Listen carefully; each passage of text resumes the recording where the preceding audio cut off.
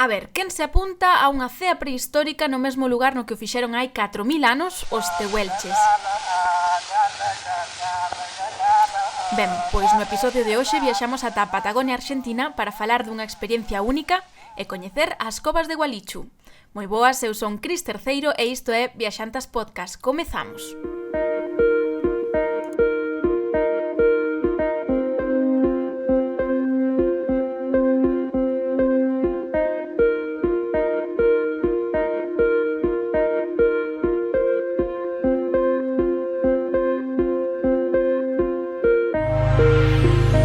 Se vos falo das covas de Gualichu, seguramente non vos situaredes e non vos daredes conta de onde se atopan, pero igual se vos menciono o glaciar Perito Moreno, xa atinades un pouquiño mellor, así que nada, xa me contaredes a través das redes sociais.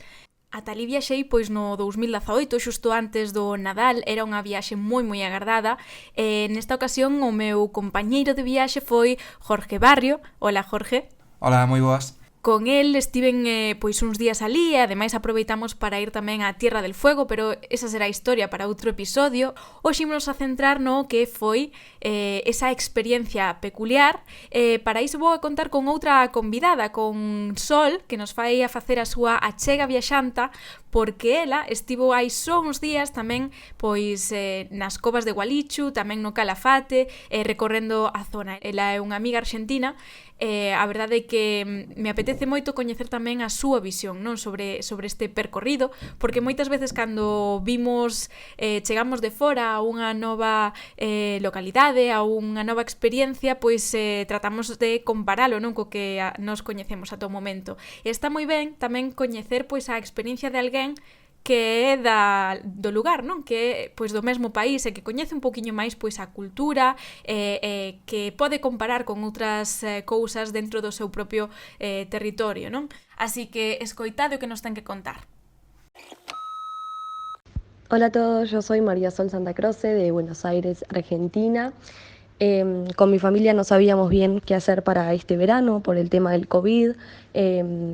Solemos siempre irnos de vacaciones, pero bueno, siempre se encuentra este miedo de no saber si vamos a poder viajar, si vamos a poder volver, si va a estar abierto para poder recorrer. Así que decidimos quedarnos en Argentina. A nosotros nos gusta mucho el sur, sobre todo la parte de Villa Langostura, Neuquén, Bariloche. Pero bueno, como ya conocíamos esa parte, decidimos ir un poquito más abajo, hacia la provincia de Santa Cruz, donde se encuentra el famoso glaciar Perito Moreno, que bueno, no conocíamos y merece la pena ir.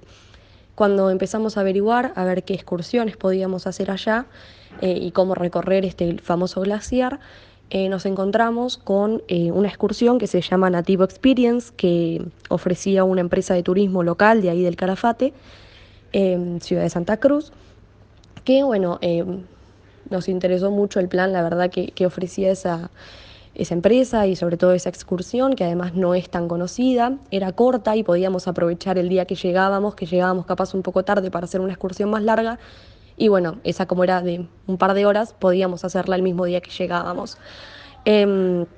Así que eso, contratamos esa excursión y bueno, uno ya más o menos tiene una idea de lo que va a consistir porque lee y le explican, pero bueno, otra cosa es vivirlo, ¿no?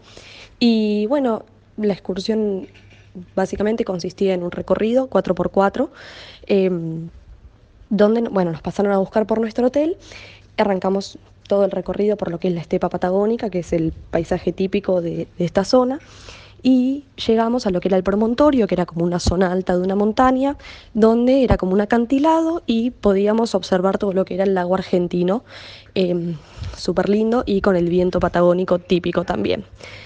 Luego seguíamos el recorrido con la 4x4 y llegábamos a unas cuevas donde habitaban los tehuelches hace ya unos años y podíamos ver las pinturas rupestres que estos realizaban. A mí esa parte la verdad también me gustó mucho porque bueno, me tocaba de cerca porque yo estudio medicina y una de las pinturas representaba todo lo que era la escena de un parto, así que esa parte a mí también me pareció genial. Pero bueno, el plato fuerte venía al final de la excursión, cuando seguíamos viajando y llegábamos, acá ya a pie, y llegábamos a unas cuevas en las cuales estaban calefaccionadas y de fondo podíamos ver todo lo que era el paisaje del lago argentino, de las montañas y demás. Y lo mejor de todo es que nos servían un plato de cordero patagónico en forma de guiso, con papas, zapallo y demás, dentro de un pan como casero. La verdad fue hermosa la experiencia, poder estar ahí sentados en el medio de una cueva comiendo esa comida típica que aparte es riquísima, y mirando ese paisaje que es bellísimo. Por suerte la temperatura estuvo excelente, nosotros vinimos en verano.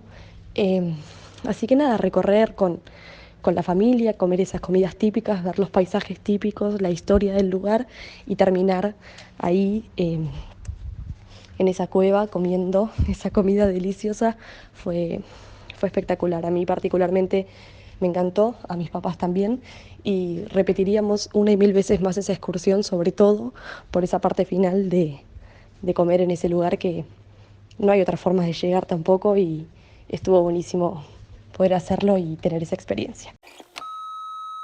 Jorge, que sentiches agora a escoitar a Sol recreando un pouco esa viaxe, non? Que levoute outra vez alá? Home, faiche recordar moita das experiencias que se viviron nese lugar. A verdade é que, como ela di, é un lugar maravilloso. Nos coincidimos con eles que tamén visitamos as covas de Gualicho o primeiro día.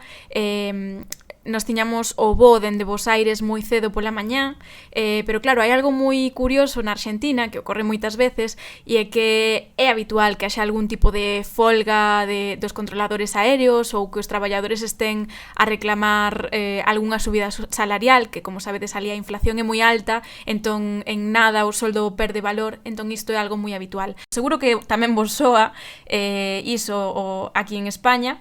Por iso, cando ti planificas unha viaxe, tes que contar con que pode haber algún tipo de retraso, sobre todo cando hai pois algunha ponte, cando son pois as vacacións estivais, etc. Entón é algo que hai que ter en mente. Aquí estábamos cando nos fomos digamos case no Nadal, entón tamén eran unhas datas peculiares.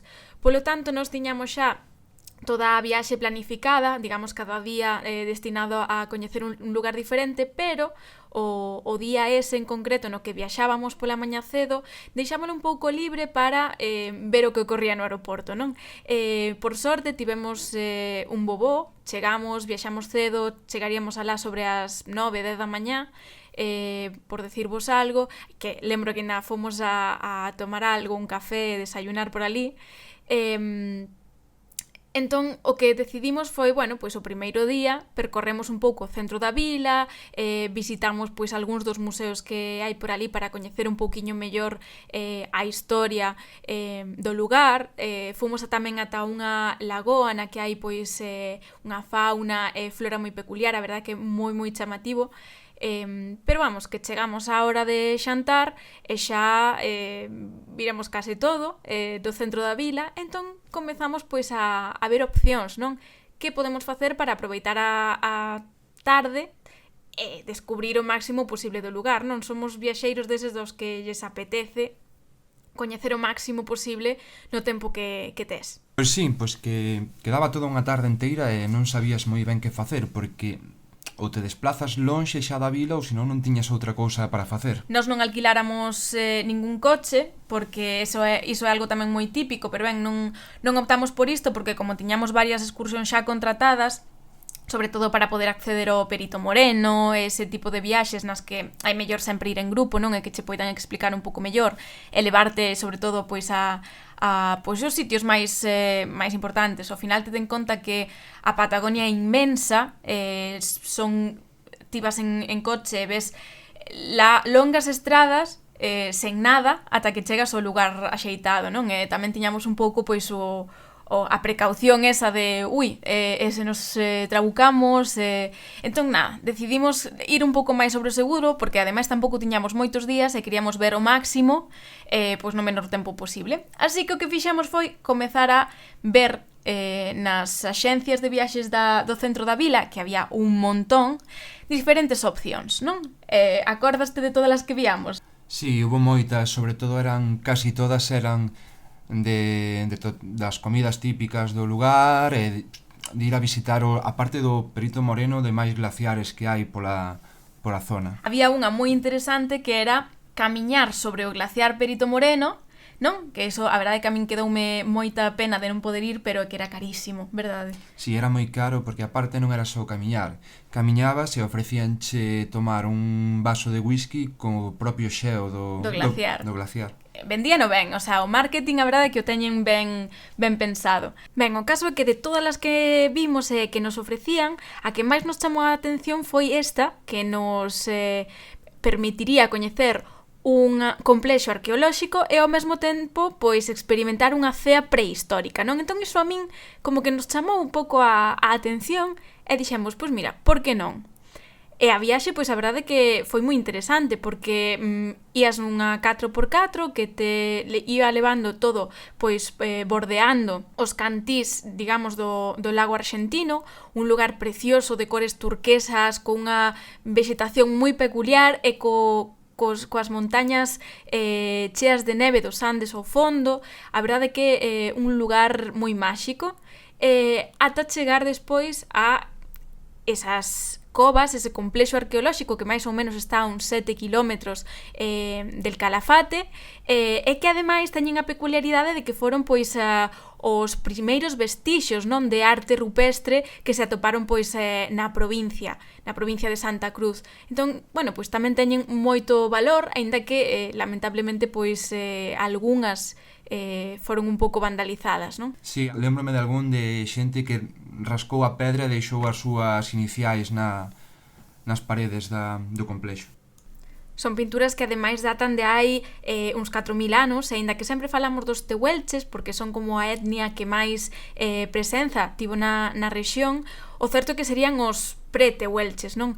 Pero a verdade é que o valor desas pinturas que mostran, non, que era un pobo cazador, no que ademais pois se ve como querían transmitir o coñecemento xa dende aquela de cousas pois como mencionaba Sol, como ese parto, non, do que deixaban constancia, tamén esas cores, non, que empregaban todo con elementos naturais, dende o óxido de ferro, a graxa de guanaco, un animal típico tamén da rexión, etc., como para que, bueno, simplemente para deixar constancia da súa sabiduría dunhas xeracións para a outra, non? Decíannos que o complexo arqueolóxico era moito máis grande, pero que non querían escavalo, nin deixalo, digamos, á intemperie, porque non querían que se destruíse. Sabían que as pinturas estaban moito mellor as que estaban soterradas, pero que preferían deixalas así, non? Entón, ben, eu lembrome que, ademais no complexo, nos levaron a unha zona que era como se fose un complexo funerario, non? Donde enterraban os seus mortos. Explicábannos un pouquiño como facían eles. Ali os soterramentos basicamente eran pedras, non? Poñían pedras unhas sobre outras, con unha maior na punta, non? Facían como se fose un triángulo pero redondeado, así en punta, e iso era un soterramento. Despois tamén tiñan algúns elementos de madeira expostos, pero claro, iso xa era todo reconstruído, obviamente. Un pouco para que nos fixésemos unha idea, non? O lugar tiñas que chegar andando, non? Chegaba un momento no que tiñas que baixar do vehículo e recorrelo camiñando para poder facerte un pouco máis unha idea. Igualmente, cun frío que pela, nós tamén fomos no mes de decembro, non? Sí, foi no mes de decembro, foi xusto antes das Navidades. Sí, foi xusto antes do Nadal cando viaxamos, e a verdade é que, a pesar de que ali están en pleno verán austral, facía un vento e un frío que pelaba, o sea, nos estábamos abrigados como no peor do inverno galego, verdade? Eu non saquei a bufanda. Sí, no, é que non podías sacar desamantarte para nada porque facía moito frío. Sí, ali un pouco os guías, pois iso, íanche explicando que todo o que era o complexo en sí, e despois, chegado xa ao atardecer, cando xa sacaches as 1001 fotografías que che convidaba a sacar o lugar, pois un grupo de xente adentráronnos nunha das covas, non? Nas covas nas que pois vivían e comían pois estes habitantes cazadores, non? Da zona. Chámase Gualichu o complexo porque así é como se denominaba a unha das súas deidades. Entón, así lle quedou o nome de Punta Gualichu. E aí, nesa punta, ademais, donde eles pernoctaban, o que fixeron foi armar como unha especie de como unha especie de restaurante improvisado, pero moi humilde, o sea, non vos imaginedes a concepción de restaurante que temos hoxe en día, porque basicamente que eran tablóns de madeira. Eran tablóns de madeira, todo bancos de madeira. Era todo moi rústico. Sí, a verdade é que sí. Lémbrome que co frío que facía, o que primeiro che apetecía era pois algo quente, non? Eu creo que nos deron unha sopa. Sí, creo que era unha sopa de calabaza ou É verdade, unha sopa de calabaza para entrar en calor, non? Obviamente de bebida, pois tiñas un pouco de todo, refrescos, viño, auga. E despois desa sopa de calabaza, mirando como caía o sol, non, sobre o lago argentino con esas cores turquesas e esa vegetación pois única de flores salvaxes, cunhas cores moi intensas. Eu lembrome dunhas amarilliñas que eran ese cor amarelo, a min recordábame moito o da flor do toxo.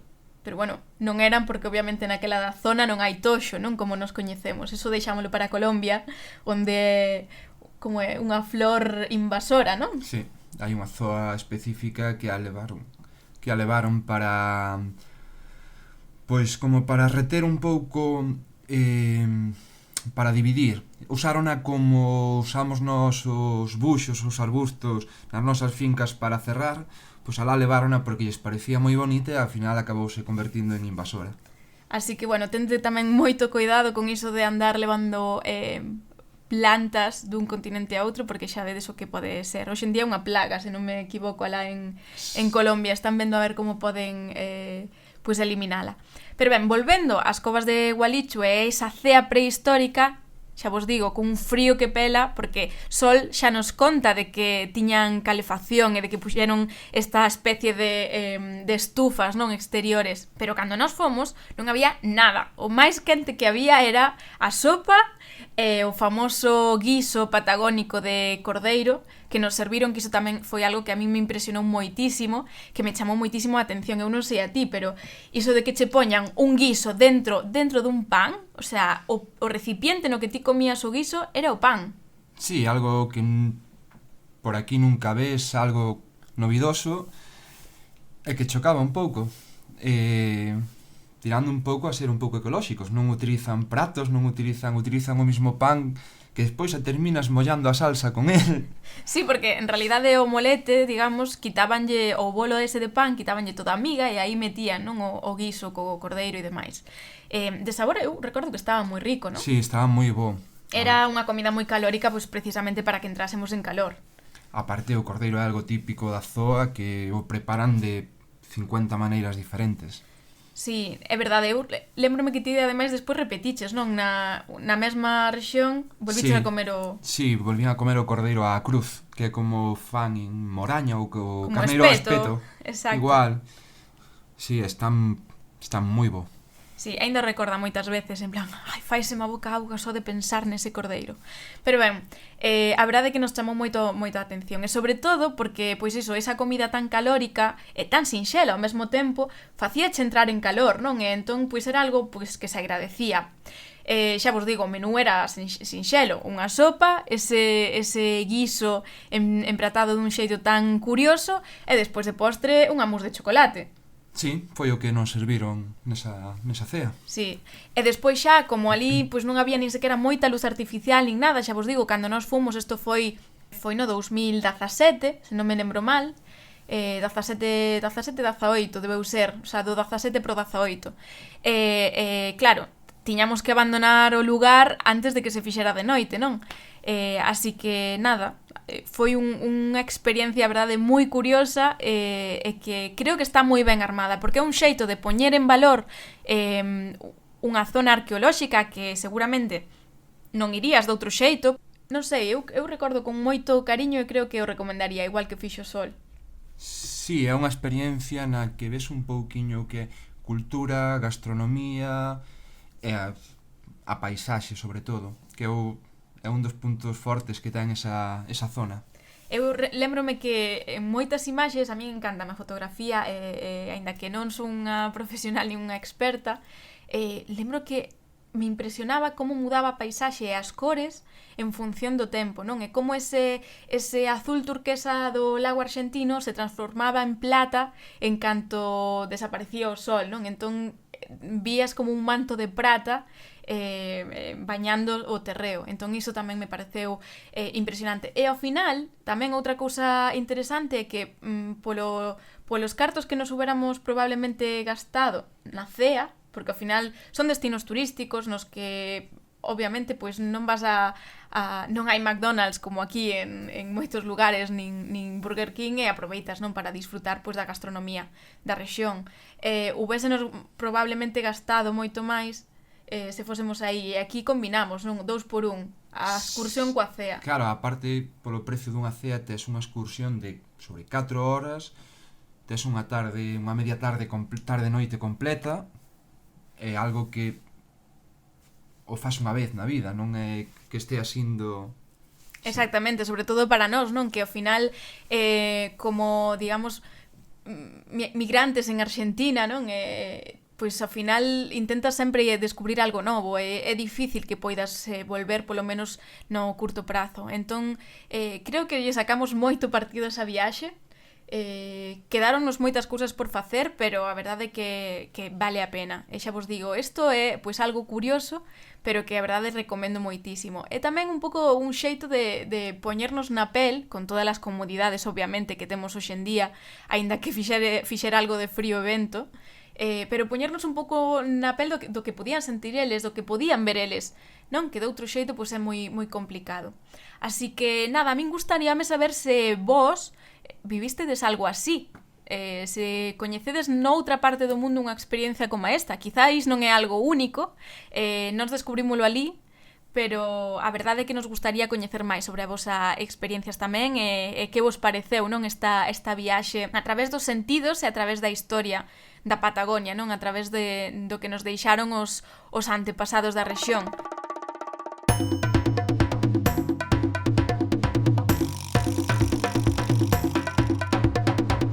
Un apuntamento que me gustaría facer sobre estes destinos antes de irnos é que tanto el Calafate como Tierra del Fuego como en xeral todo o que é o sur da Argentina pois son destinos caros, non, pensados sobre todo para un turismo internacional, para xente que ven con moeda forte como son os estadounidenses, os europeos ou mesmo os asiáticos, e claro, iso ao final tamén repercute, non, no prezo pois das excursións, dos hotéis, etc. Claro, agora con toda a situación do coronavirus, todo iso pois tense que notar, non? Non creo que agora mesmo haxa moito turista. Fai uns días, como sabedes, pois un grupo de amigos estivo por ali, contábanos só un pouco a súa experiencia sobre esta aventura, non? Pero dicíame que claro, que precisamente pois estaba o Perito Moreno, por exemplo, para eles sós, cando habitualmente pois é moi difícil non que isto ocorra, e tes como que manexarte para poder localizar un espazo para poder sacar esa foto, non, que queres. Así que, ben, son cousas a ter en conta. E tamén outra reflexión é que tamén é triste, non, de algún xeito que para o mercado local, neste caso argentino, que ten pois unha moeda débil, o peso argentino que pois roza picos de inflación o país de preto dun 50% e que por suposto repercute en moitos sectores, pois dificulte, non, a moitos dos seus cidadáns por poder coñecer as maravillas que oferta o seu propio país, non? Pero, ben, son reflexións que quedan aí. Eu, se vos tedes a oportunidade, convídovos dende logo a que teñades como opción coñecer a Patagonia Argentina ou a Patagonia chilena, porque é un destino para aquelas persoas as que lle guste a natureza perfecto, o sea, na que che transmite o lugar moitísimas cousas en as que quedas abraiado tanto pola magnitude, non, da natureza que tes ante ti, como pois ese glaciar ou como estes lagos inmensos, pero tamén pola beleza, non, e polas sensacións e as boas enerxías que podes atopar neses lugares. A verdade é que é algo moi diferente ao que podemos ver en Europa e que vale a pena.